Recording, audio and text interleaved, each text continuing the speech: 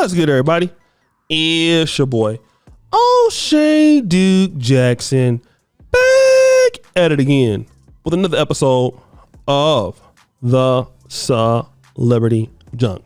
Somebody sent me this video of Mr. Organic. And then, by the way, I don't know Mr. Organic. I don't have any problem with Mr. Organic. He's never done anything to me. I know that he's a YouTuber, like vlogger, kind of a guy that is sort of flamboyant, has nice things, likes, living a nice lifestyle, and more power to the guy. But he went viral on Twitter for this conversation when he pulled up on Myron for talking about black people. I'd like to start off and just play the first part of that and then come back. Let's confront Myron about talking about black. Hey Myron, why you talk about black people? Why you talk about black folks? Hey man, I just tell the truth. Come on, man. And they don't like that. Why they don't like the truth? Because it's unflattering, you know what I mean? People don't like to hear uncomfortable truths about themselves, their race, their people, whatever it may be. Everyone wants to be like, oh yeah, like black power. But the reality is, if you want to actually fix problems, you got to know what the problems are, identify them, and face them, and then, hey, this is what the problems are, and then take them on head on. But people just want to sit there and act like they don't know what the fuck is going on and, pretend. That doesn't solve anything. That's why we need people like him. Like, end of the day, I know Myron. I met him 3 years ago, always been cool. Always, anytime I text him back, anytime I see him, great conversations. I know where his heart is. He's really trying to help y'all. Stop taking the pieces that you want to take and take the whole pie. So wait, there's more. Watch how great we can be. And here's the other thing too, right? So, and this is, I'll give this for your people, right? I went to college at Northeastern University, right? Boston, Massachusetts. And it was a majority white school. Yep.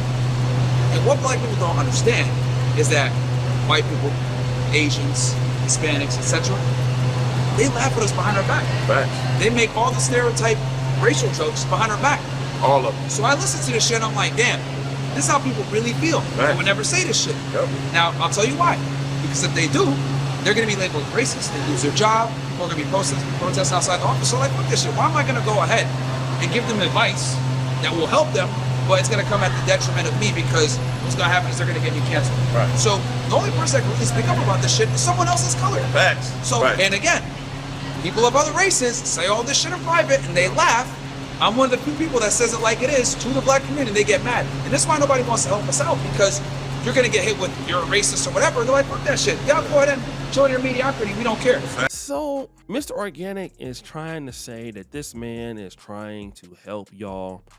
And we're going to just be honest. There are some things that Myron says, Candace Owens says about the black community that are certainly true. These are not things that we have not heard before. There are some of the same things that we have seen that we know to be true. I don't think anybody is disputing that it's true. But let me just ask you something. If you are complaining about something and basically your tonality is disrespectful, do you expect people to listen to you?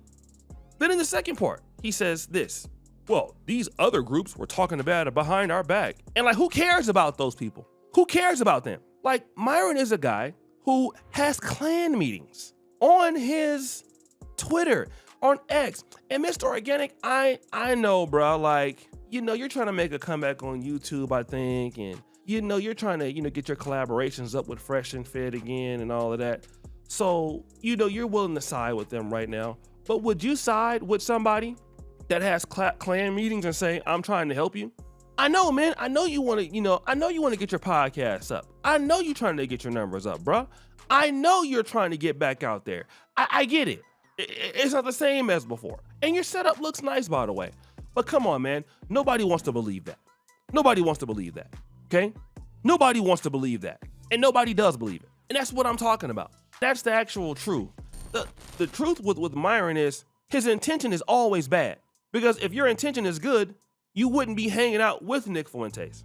If your intention was good, you wouldn't be dealing with racist and white supremacists. You wouldn't be talking down on, even if it's true, you wouldn't waste your time degrading black women. You don't do the same thing to whites or something like that. So nobody wants to help you there. That's a person that hates the community. And then you just let yourself be known of where you stand. Then when people start wanting to look at like, yo, man, who's this guy? Where is he from? Is he one of us? Is he FBA? See, this is how those conversations start because people start wanting to check out who you are. And it's like, can nobody take you seriously?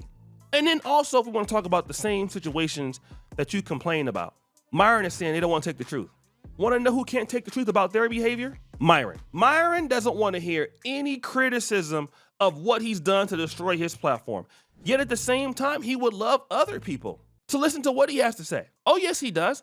He wants other people to listen to what he has to say while he has done the same things that he's complaining about. So isn't that crazy? Does that make any sense? How does it make sense when you are asking, well, you guys can't take the truth? Yet when you criticize Myron, he snaps off at people in his audience, calls them all kinds of names, all kind of bad names, uses hate speech, uses nasty terminology, does everything he can do to basically be disrespectful to people.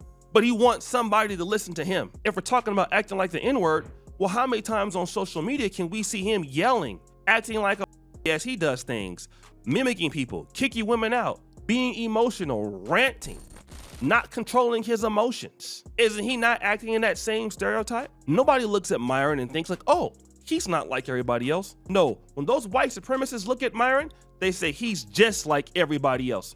He's not different. So he's in no position, no fundamental position to look at somebody else and say, oh, I'm trying to help you, while I'm out here with the white supremacists trying to help you. And then again, man, these guys are like, you'd be surprised what dudes will do for money. And I'm not gonna say that the brother is a scammer. I don't know the brother. What I'm trying to tell you is so many dudes are on the platform for money and trying to make money so they can have the things that they want.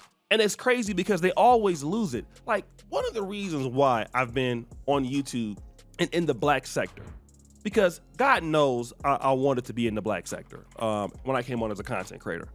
I almost every commentary that I create is in the black sector, okay? Whether I'm collaborating with somebody or if it's catered towards black men, that's what I like, okay? That's what I do. It's what I like. It's all that I do, all right?